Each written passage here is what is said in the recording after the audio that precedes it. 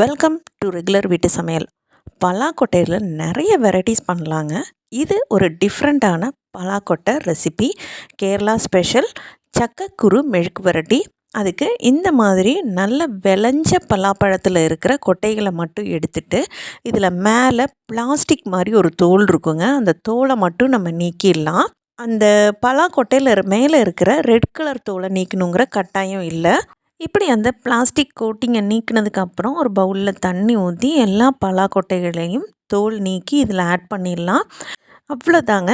எல்லாத்தையும் இதே மாதிரி சுத்தம் பண்ணி எடுத்ததுக்கப்புறமா இதை நம்ம விருப்பத்துக்கேற்ப நம்ம கட் பண்ணிக்கலாம். நான் இதை ஹாஃபாக கட் பண்ணி குவார்ட்டராக கட் பண்ணி 4 பீசஸாக கட் பண்ணி எடுக்க போகிறேன்.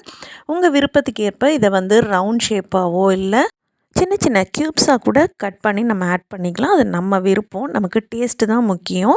இந்த மாதிரி க்யூப்ஸாக கட் பண்ணிவிட்டு தேங்காய் சில் அதில் போடுவோம். நம்ம அந்த தேங்காயை கீற்று போட்டு போடுவோம். அதுவும் சேம் இதே மாதிரி ஷேப்பில் வர்ற மாதிரி கட் பண்ணி எடுத்து வச்சுக்கலாம்.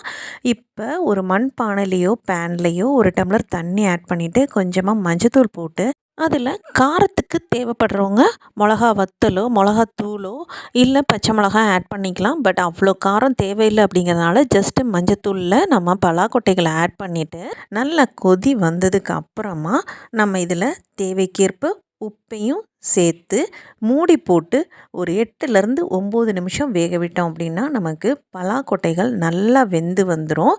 ஆக்சுவலாக பார்த்திங்க அப்படின்னா பலாக்கொட்டை ரொம்ப காஞ்சி போச்சு, பழம் வெட்டி 1 வீக்குக்கு மேலே ஆகுது, அந்த மாதிரி ஃபீல் பண்ணுறவங்க குக்கரில் போட்டு 4 விசில் விட்டு எடுத்துக்கோங்க. பட் ஃப்ரெஷ்ஷாக இருக்கிற பலாக்கொட்டையை இந்த மாதிரி வேக வச்சு தண்ணி சுண்ட விட்டு அதை நம்ம சாஃப்டாக இருக்கும்போது செய்யும்போது தாங்க இந்த சக்கக்குரு மெழுக்கு பரட்டி பர்ஃபெக்ட் டேஸ்ட்டாக இருக்குங்க. அவ்வளோதான். தண்ணி எல்லாமே வற்றி பலாக்கொட்டைகளும் நல்லா வெந்து வந்திருக்குது. பார்க்கும்போதே தெரியும். இப்போ இதை வேற ஒரு பவுலுக்கு ட்ரான்ஸ்ஃபர் பண்ணிடலாம். இந்த தண்ணி நமக்கு ஆட்டோமேட்டிக்காக அதோடையே சேர்ந்துருங்க. அப்போ தான் நமக்கு அந்த பர்ஃபெக்ட் டேஸ்ட் கிடைக்கும். இப்போ எல்லாத்தையும் எடுத்துட்டு இதில் ஒரு 2 ஸ்பூன் தேங்காய் எண்ணெயாக இருந்தால் ரொம்பவே உத்தமம். அதோட கூடவே தேங்காய் பற்கள் இந்த மாதிரி பலாக்கொட்டை சைஸுக்கே நீள நீளமாக அரிஞ்சதையும் சேர்த்துட்டு ஒரு 3 பச்சை மிளகாயை விதைகளை நீக்கி நீள நீளமாக அரிஞ்சதையும் ஆட் பண்ணிவிட்டு நம்ம இதை எல்லாத்தையுமே நல்லா தேங்காய் எண்ணெயில் வாசம் வர்ற வரைக்கும் வதக்கி எடுத்துக்கலாம். இந்த பச்சை மிளகா ஃப்ளேவரும் அந்த தேங்காய் கொத்தும் சேர்ந்து நமக்கு பர்ஃபெக்டாக வதங்கி ஒரு அருமையான அரோமா கொடுக்குற ஸ்டேஜில் நம்ம வேக வச்சு எடுத்து வச்சுருந்த நம்ம பலாக்கொட்டைகளை அதில் சேர்த்து கொட்டைகள் உடையாமையும் அந்த ஃப்ளேவர்ஸ் எல்லாம் அதில் ஏறுற மாதிரியும் பொறுமையாக நம்ம இதை நல்லா வரட்டி எடுக்கணும். அதுக்கு பேர் தாங்க சக்கக்குரு மெழுக்கு பரட்டி.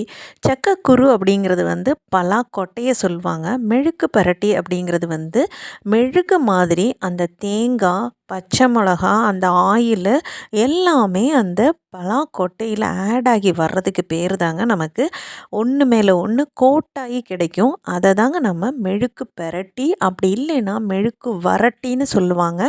அதோடு சேர்ந்து வறண்டு ஒன்று சேர்ந்து வர்றதோடைய அந்த தன்மையை தான் அந்த நேமாக அவங்க கொடுத்துருக்குறாங்க. அவ்வளோதாங்க.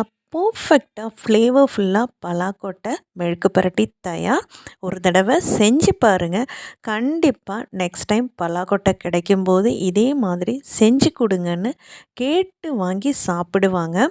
இது எல்லாத்துக்குமே பர்ஃபெக்ட் காம்போவாக இருக்குங்க. நார்மலாக சாம்பார் சாதம் தயிர் சாதம் மட்டும் இல்லாமல் நல்ல ஒரு வெரைட்டி ரைஸ் பண்ணி அதுக்கு சைட் டிஷ்ஷாக கொடுத்தா கூட ரொம்பவே விரும்பி சாப்பிடுவாங்க. நீங்களும் இதே மாதிரி செஞ்சு பாருங்கள். வீடியோ பிடிச்சிருந்தா லைக் பண்ணுங்கள். ரொம்ப பிடிச்சிருந்தா ஃப்ரெண்ட்ஸோட ஷேர் பண்ணுங்கள். உங்கள் ஃபீட்பேக்கை கமெண்ட்டாக சொல்ல மறந்துடாதீங்க. தேங்க்ஸ் ஃபார் வாட்சிங்.